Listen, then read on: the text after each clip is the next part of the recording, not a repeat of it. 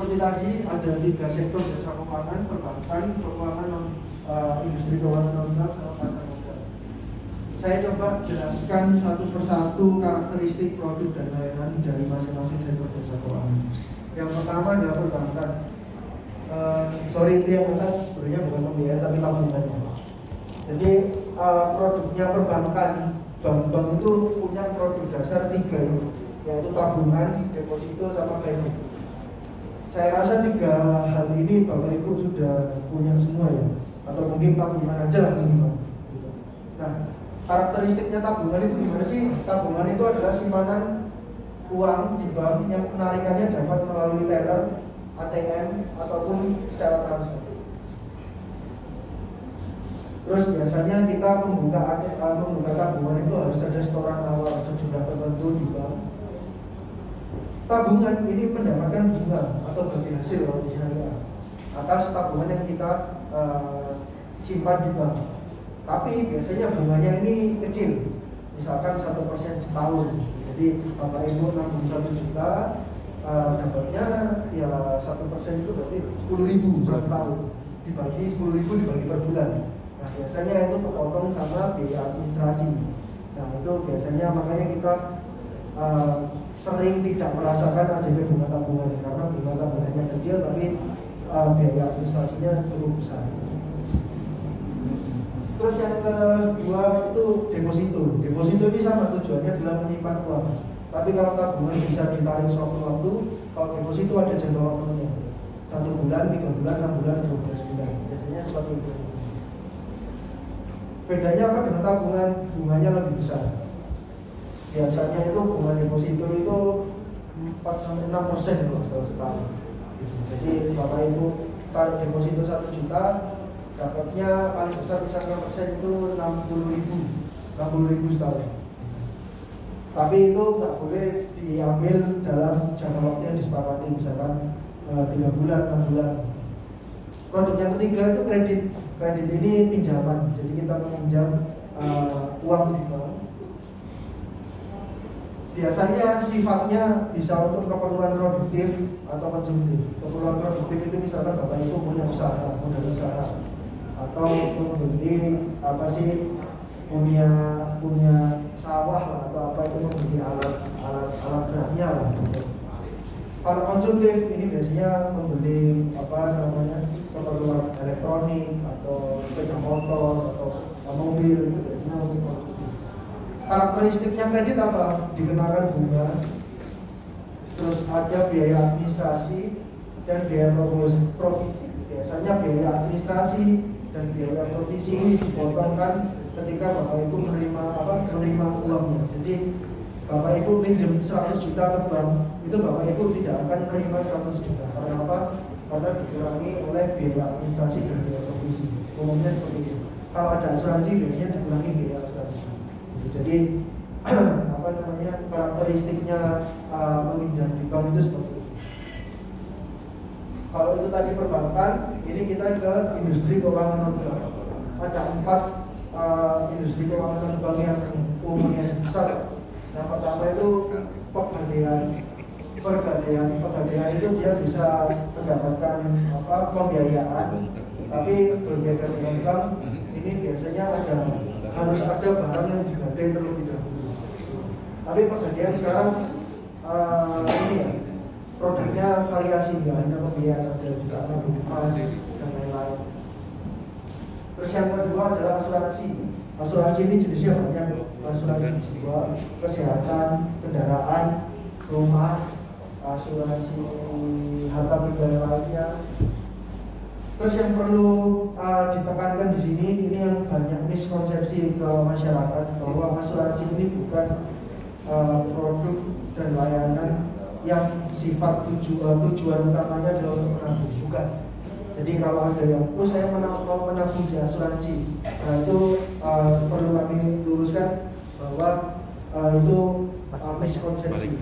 Jadi konsep utamanya asuransi adalah berfungsi sebagai pengalih resiko. Jadi jangan harap bahwa Bapak itu ketika membeli produk asuransi jangan mengharapkan uang Bapak itu kembali. Jadi misalkan kayak asuransi kendaraan misalnya, asuransi motor. Saya beli motor baru, saya mau mengasuransikan motor saya supaya misalkan kecelakaan motor saya tapi nanti itu kalau ditutup saya bayar premi asuransinya setahun 5 juta. Ya, sesuai jadi selama setahun motor saya baru ini itu tercover asuransi. Ketika ada kecelakaan ada asuransi besar yang kesehatan, harus asuransi pendidikan, memperbaiki seluruh kondisi motor itu ditanggung oleh asuransi. Kenapa mengalih resiko? Misalkan begini, kita cukup bayar 5 juta setahun untuk motor yang kita asuransikan. Ternyata ada kecelakaan, perlu perbaikan motor, ternyata total perbaikannya itu 15 juta. Kalau kita nggak asuransikan, ya kita ngeluarin uang 15 juta. Dan itu nanti mengurangi asetnya Bapak Ibu tadi. Tabungan atau harus jual motor yang lain atau harus jual tanah atau apa. Tapi ketika kita membayar 5 juta ke asuransi, ini seumpama 5 juta. Ini ya kita hanya membayar 5 juta sama nanti biasanya ada biaya administrasi klaim. Dan kita hanya membayar segitu, tapi motor kita sudah bisa kembali seperti semula. Jadi fungsinya asuransi tujuan utamanya adalah mengalihkan resiko terhadap aktivitas atau barang yang nantinya terjadi. Yang ketiga adalah dana pensiun. Ini dana pensiun ini adalah sifatnya sebenarnya seperti kayak tabungan atau investasi nantinya yang kita bisa manfaatkan ketika kita sudah tidak bekerja lagi. Jadi kita istilahnya nabung setiap tahun atau setiap bulan ke namanya kalau mandiri itu biasanya melalui DPLK atau dana pensiun lembaga keuangan. Nah itu biasanya kita membayar sejumlah rajin nabung sejumlah tertentu. Nanti ketika usia pensiun atau usia kita tidak produktif lagi itu bisa kita cairkan, termasuk dengan penambahan pengelolaannya. Jadi sifatnya sama kayak investasi lah kalau dana pensiun. Terus yang keempat itu adalah financial technology. Ini yang bahasa lainnya itu pinjaman online, pinjol. Gitu. Yang perlu digarisbawahi adalah bunga pinjaman online itu pasti lebih tinggi daripada bunga bank. Jadi kalau biasanya itu di iklan-iklan itu, wah bunganya pinjol ini itu tinggi banget, gede banget.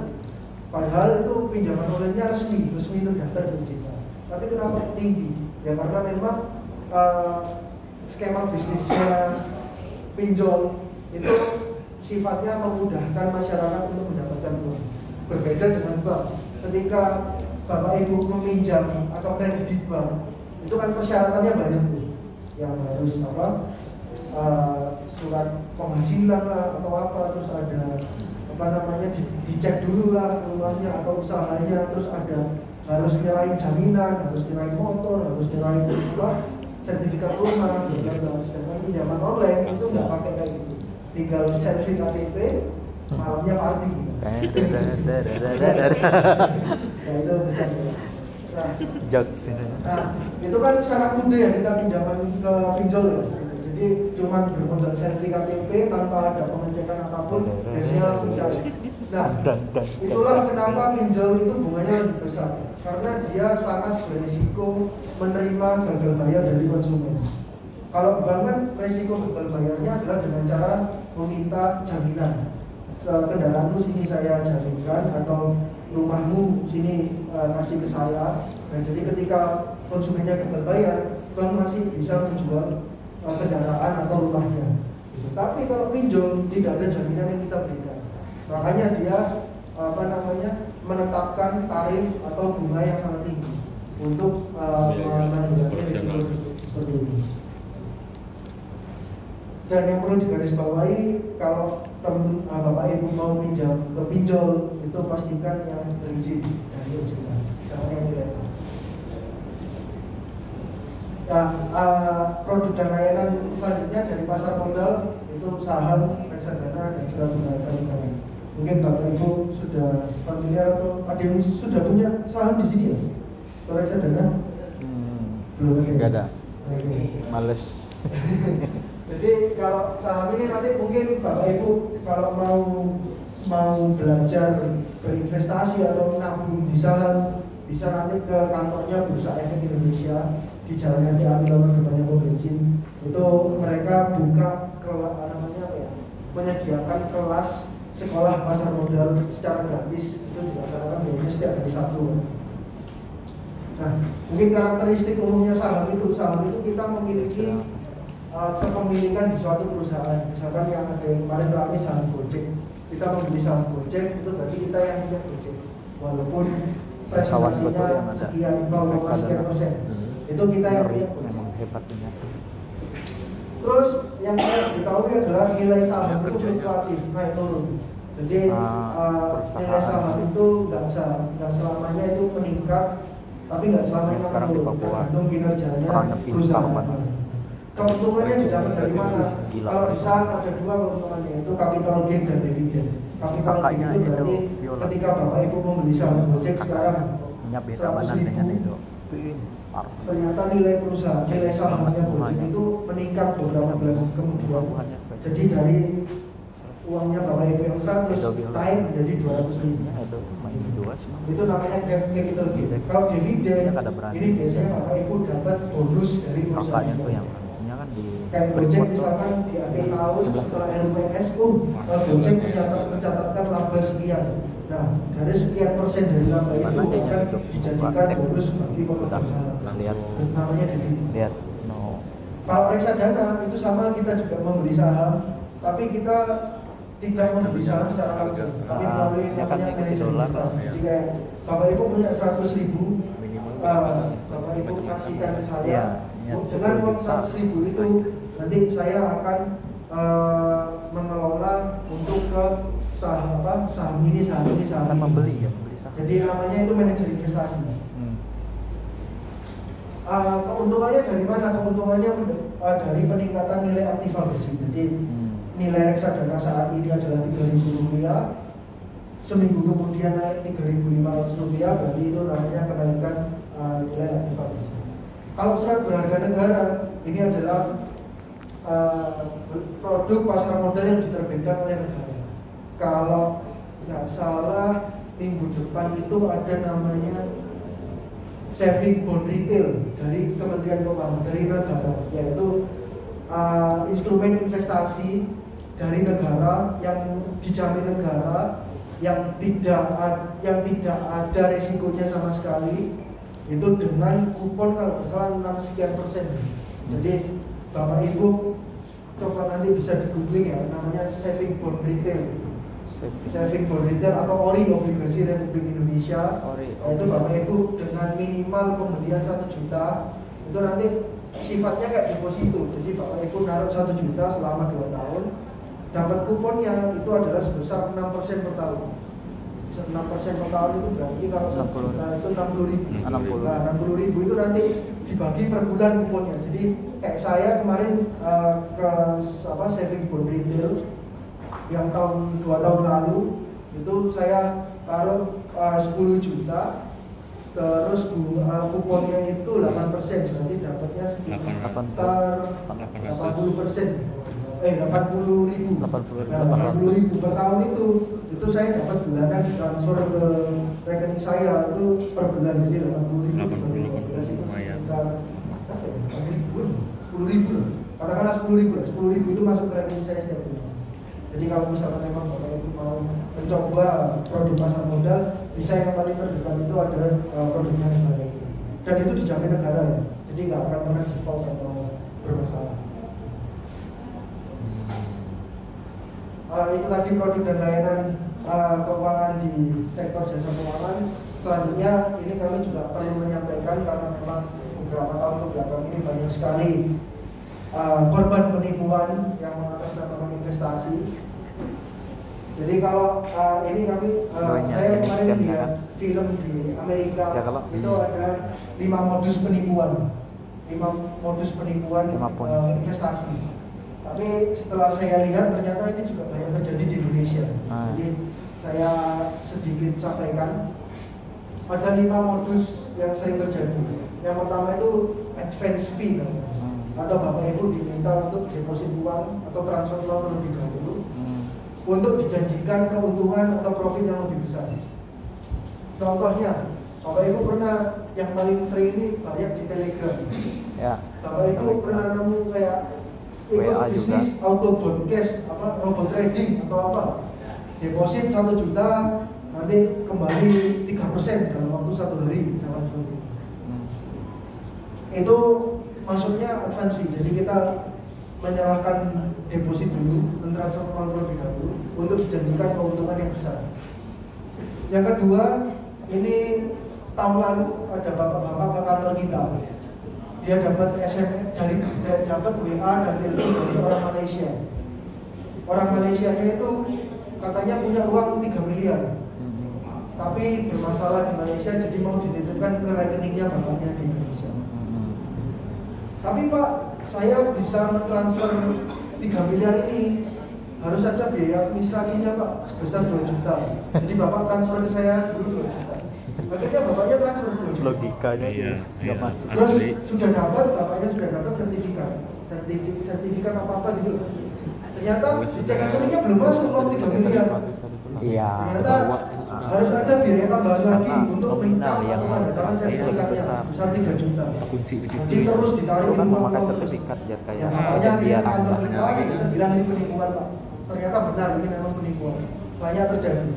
Jadi ketika Bapak Ibu diharuskan menaruh deposit atau transfer dana terlebih dahulu untuk dijanjikan keuangan keuntungan yang sangat besar nantinya ya, itu perlu waspada kalau bisnisnya nggak jelas ya atau seperti ini.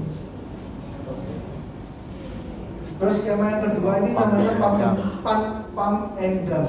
Ini biasanya ditemukan di instrumen saham, Koin. reksadana atau apa sih kayak Bitcoin. Itu biasanya skema gini. Jadi skemanya itu apa namanya kayak ayo beli saham perusahaan ini supaya harganya naik. Ketika harganya naik, terus sama yang Aku punya pas naik dana besar itu dikira ditarik, 50 rupiah. sahamnya Logikanya Bapak tiket Ibu yang 50 rupiah. keuntungan Gila kan, tadi, kan sampai 1000 itu rupiah harga sahamnya langsung drop, 750 sehingga ribu uang capat aku itu bilang ya. Nah ini perlu Di Dogecoin semalam dapat aku Saldo income Terus yang ketiga adalah skema piramida. kelipat Skema piramida ini biasanya itu bentuknya itu Gila, kayak itu gila. member get member gitu.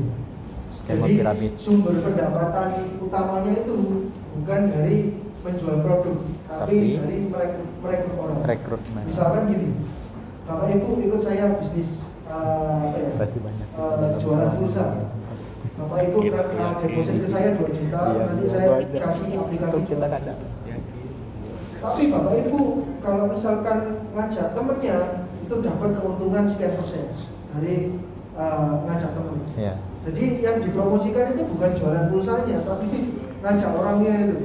Nah itu waspada, karena itu skemanya ya piramida ini. Jadi nanti yang paling atas yang mengumpulkan uangnya orang-orang itu yang nanti membawa kabur gitu uangnya. Sama dengan halnya skema Ponzi, ini mirip-mirip juga. Mirip. Tapi skema Ponzi ini biasanya pembayarannya itu dari apa sih kayak dari lubang tutup lubang gitu. Iya. Jadi saya ngajak saya untuk bisnis ke saya bayar 2 juta, 2 jutanya ini 500 ribunya saya bayar, saya kasihkan ke Mas Riki sebagai apa namanya member yang lebih dulu. Jadi ketika nanti udah nggak ada orang lagi yang untuk diajak, ya sudah berarti nggak ada keuntungan lagi yang didapat. Jadi fokusnya dua skema ini itu fokusnya bukan ke penjualan produknya, tapi ke ngajak orang. Tapi satu sisi itu ada Yang terakhir, skema terakhir kan ini dia yang bisa yang semenjak pandemi COVID ini merebak, yaitu bisa skema coaching. kadang bisa 4 Biasanya itu banyak orang-orang yang memanfaatkan Ya, orang-orang apa yang namanya, butuh usahanya. ilmu. Jadi dia buka kelas, ayo ikut kelas bisnis saya, bayar 5 Kalau juta, Edo nanti yang Anda akan yang bisa asuransinya, mengelola ya, bisnis jadi dengan nggak ikut keuntungan miliaran. usahanya tuh. Tapi ternyata setelah ikut kelasnya, yang bayar 5 lebihnya juta, ikut yang memang ternyata asuransi jiwanya ilmunya itu yang kayak didapat Gaby nggak semalam seberapa. di Piramid Motor. Terus kita praktekkan ilmunya ternyata nggak berhasil. 3 dokter yang Ternyata melayani kita komplain, tuh ternyata makanya kan sambut ikut Jo, kelas saya lagi nah, di advance yang harga kelasnya 10 juta, dijamin pasti memang terjamin. Nah gitu terus sampai kelas yang paling tinggi harga puluhan juta. Nah itu biasanya skema-skema itu jatuhnya adalah skema Sama kayak penipuan, himpunan tapi tadi. bentuk janjinya itu bukan berupa keuntungan atau uang, tapi berupa Sama aja ilmu sih juga. atau apa namanya janji bisnis yang biasanya luar biasa. Emang bujur aja itu. Nah ini ada ciri-cirinya kalau investasi yang penipuan yang berbentuk investasi itu biasanya dia memberikan kepastian, jadi menjanjikan keuntungan yang besar, terus Dan bebas risiko. tanpa adanya resiko. Ya. Jadi nggak mungkin kalau keuntungan besar itu nggak ada risikonya. Terus keuntungannya biasanya di awal, jadi baru kita deposit 1 hari udah langsung dapat keuntungan, biasanya seperti itu. Terus menjanjikan hadiah mewah, biasanya dapat kendaraan, dapat emas, dapat jalan-jalan ke luar negeri, itu biasanya dijanjikan seperti itu. Izin usahanya nggak jelas, jadi ketika ada penawaran, ayo investasi ke sini, ayo ikut bisnis saya. Nah itu biasanya kita tanyakan izin usahanya, dia udah ngomongnya kemana-mana, udah nggak jelas. Terus biasanya fokusnya yaitu member get member, nggak ada produknya nggak jelas. Ya, benar. Terus nyambung lagi yang paling sering juga terkait dengan pinjaman online ilegal, itu ciri-cirinya itu yang pasti tidak terdaftar di OJK. Biasanya itu promosinya itu hanya mengirimkan link melalui WA atau SMS. Terus bunga, besarnya bunga, sama jatuh temponya itu nggak jelas. Tiba-tiba udah ada tagihan aja padahal belum sebulan. Langsung lenyap. Biasanya gitu. Terus Itu yang keren. identitas namanya itu ganti-ganti, yang pertama uang teman, yang kedua uang saudara atau apa. Jadi cepat ganti namanya. Terus penagihannya biasanya nggak manusiawi, banyak tuh yang ditagih Itu pinjaman Pak, online ilegalnya yang sampai menyalabuhi. kayak ngambil foto, Sebenarnya- luaskan fotonya, diancam-ancam saudaranya, Sebenarnya itu usaha tidak atau benar. apa Terus namanya kayak pasti bukan itu akuntansi tidak salah. dari asosiasi Yang salah kan fintech. orangnya ya. Menyalahgunakan. Ini Itu kan prinsip bisnis. investasi yang Bisnisnya tidak salah. bisa Bapak Ibu terapkan. Jadi kalau prinsip investasi itu ada dua. Yang pertama adalah Pengalaman. timbal hasil tinggi, resikonya tinggi juga, atau bahasa kerennya itu high risk high return. Kalau ada keuntungan yang tinggi, itu pasti resikonya tinggi. Prinsip yang kedua adalah telur di keranjang. Jangan menyimpan satu telur di dalam satu keranjang. Karena apa? Kalau keranjangnya satu, telurnya pecah semua. Sama dengan Jarak. keuangan Bapak Ibu. Jika Bapak Ibu mau berinvestasi atau modal usaha, jangan menggunakan semua tabungan Bapak Ibu. Karena apa? Ketika investasinya gagal, modal usahanya gagal, tabungan Bapak Ibu habis semua. Jadi harus didiversifikasi lah, harus di berbagai macam cara. Lo.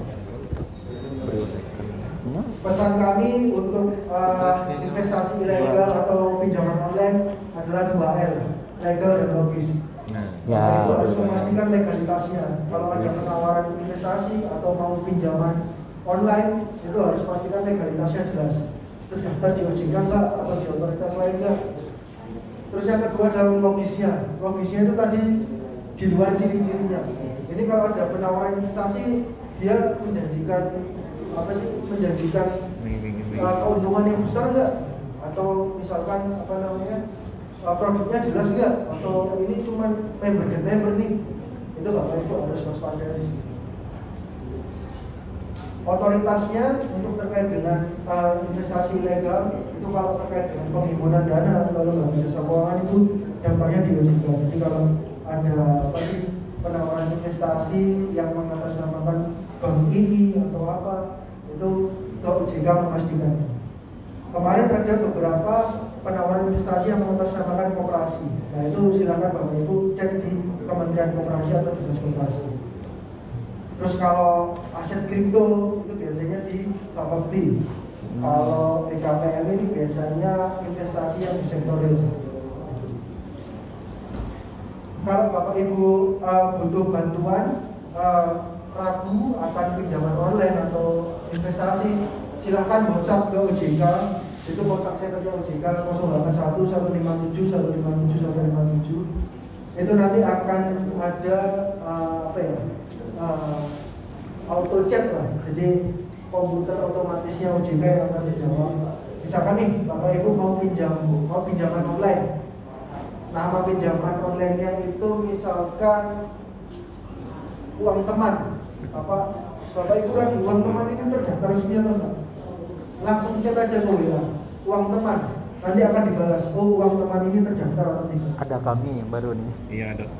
Terus kalau ada email, bisa email langsung ke kami, konsumen itu jika atau waspada investasi. Kalau Bapak Ibu mau lebih tahu lanjut terkait dengan cek keuangan, bisa langsung ke website sikapikeuangmu.ojk.go.id. Mungkin itu dulu dari saya. Mohon maaf kalau tidak ada salah-salah kata. Assalamualaikum warahmatullahi wabarakatuh.